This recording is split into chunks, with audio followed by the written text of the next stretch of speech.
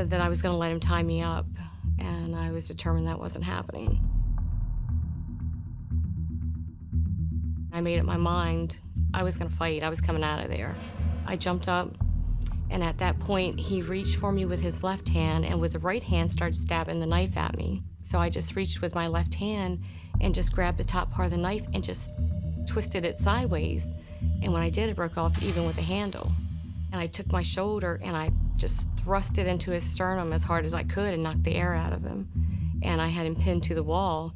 He said, "Let me go and let me tie you up, or I'm gonna call the other guy in that's outside and he's gonna kill your son."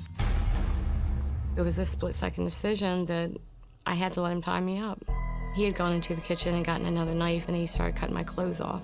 He grabbed me by the hair and he pulled my head back and cut my throat. He continued to stab me probably about 45 times in my back. He took the knife and he put it in the back of my neck and started pounding it with his fist.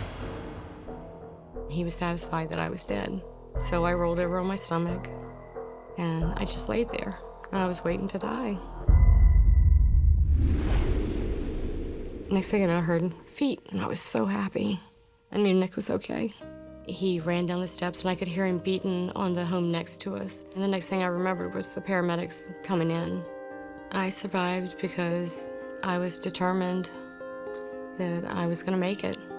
I was gonna come through it, if nothing else, just to make sure that my son was okay.